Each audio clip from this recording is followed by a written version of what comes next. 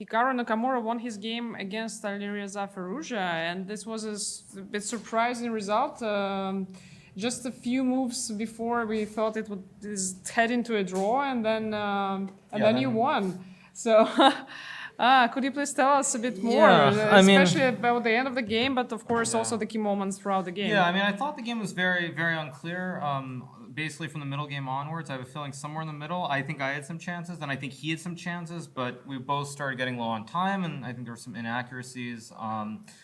Yeah, and then we reached time control somewhere around here, and I think I was very surprised when he decided to play this endgame, because I thought this whole endgame was very good.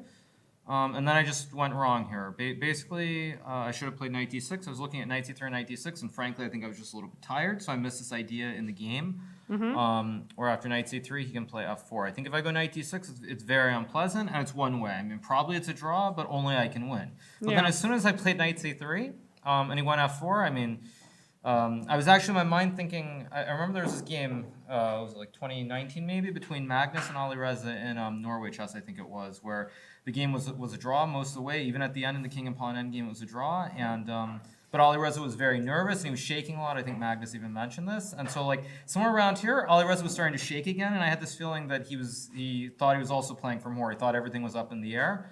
I mean, I was more than ready to make this draw somewhere around here. Yeah, if he found this f5, which by the way I was very surprised by, because I thought he would just go into his endgame. I expected something like this, rook e5, knight a4. I mean, there's so many different ways to play this, but even something simple like this just takes and rook g5, and I thought that, I mean, the game goes on forever, but it'll be a draw, of course. But then he played f5, and now I knew already here this was not going to be simple. I mean, I still have to be very, very accurate here, because knight f4, I don't know if it's playable, but I mean, already here I just wanted to make the draw with rook takes d4, takes, and rook f5. But again, I could tell from the body language of Alireza that he was trying to play for everything. And actually, what happened in the game, in this endgame, my initial intention was to just go knight b2 and make a simple draw, like knight b2, king f2, knight a4, rook a8, I guess, and something like knight c3, and just make the draw and go home.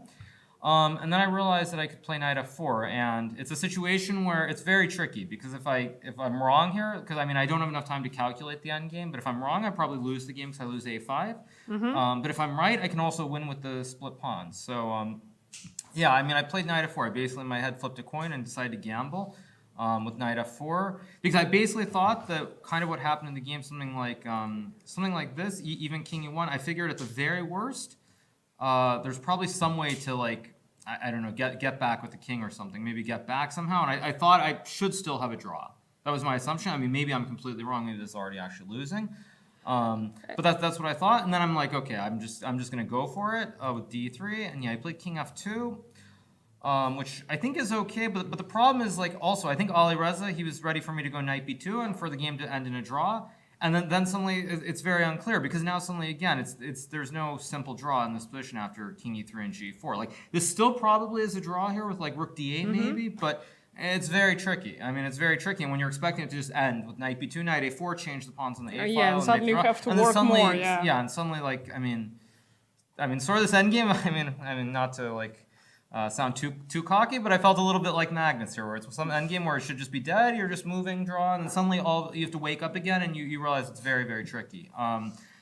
Yeah, and I mean, he got down to 1 second, and they blundered with king d3. I mean, yeah, this just loses, because of course after rook g8, I simply have g2, and I have the fork with knight to f4, and I win the game basically. I mean, he played check, I went king e6, and then he resigned. I mean, he can play rook h8, but after g2, takes, king f7, I mean, just check, and king g8, there's no way to stop me from queening, and so it's just basically after king d3, it's already totally lost for white.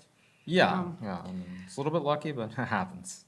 So when you made this gamble, as you said, as you called this move, and did you take into account the shaking of Alireza, so his psychological situation, that he's nervous and so on? Yeah, I mean, I think it's pretty well known that he has pretty bad nerves, and he's very nervous in general. So, yeah, I mean, I didn't think it was losing. When I didn't see a forced way for him to win there, I thought, I mean, might as well go for it. Like, if I lose, I lose, but at least I have something to play for. We're low on time. I mean, you're not going to probably get a better situation.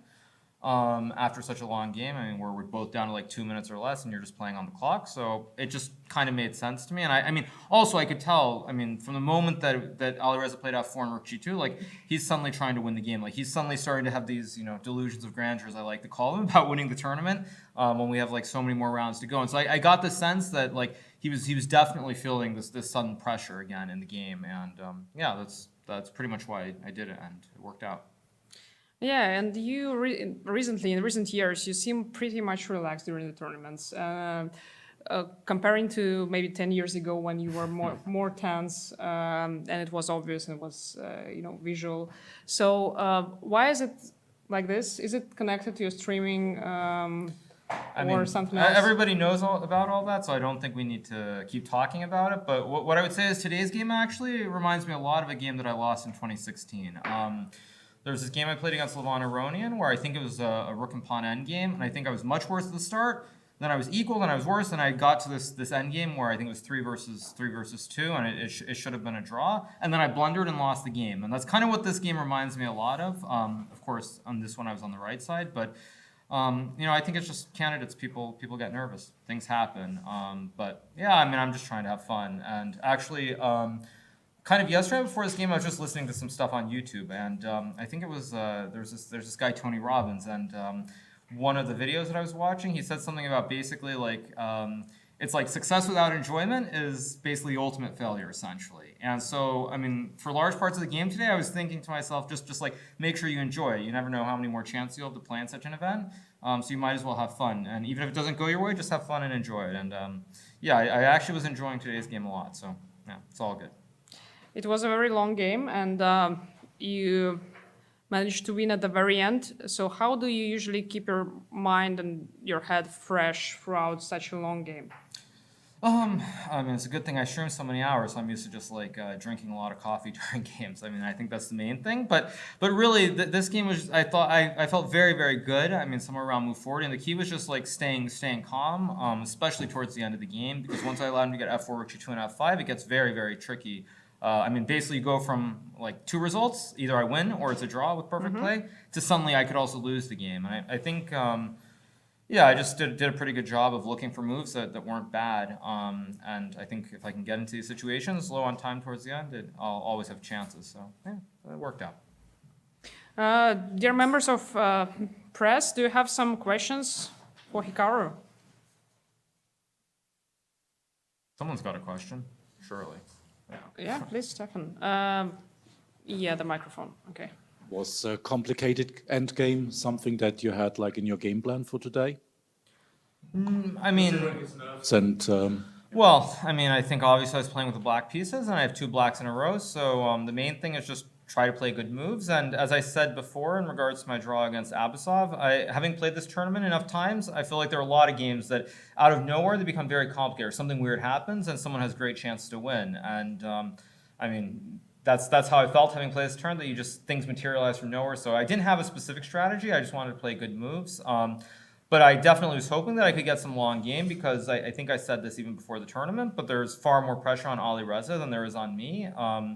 I think if you look at me, obviously I'd like to do well. Maybe I can win if I get a little bit of luck. But I think for Alireza, he's the anointed one. He's the one who Magnus spoke about a lot, saying he was going to be the next junior who could surpass him. And now you have all the juniors. You've got the Indians, you've got Abdustorov, Arjun also. So everyone's kind of right behind Alireza. So I just felt that there was a lot more pressure on him, and if I could keep the game going, I had a feeling that good things would happen. Do we have any more questions? Yes, please, Sagar. Hikaru, how does this win change your momentum in this tournament now that you are on 50% score?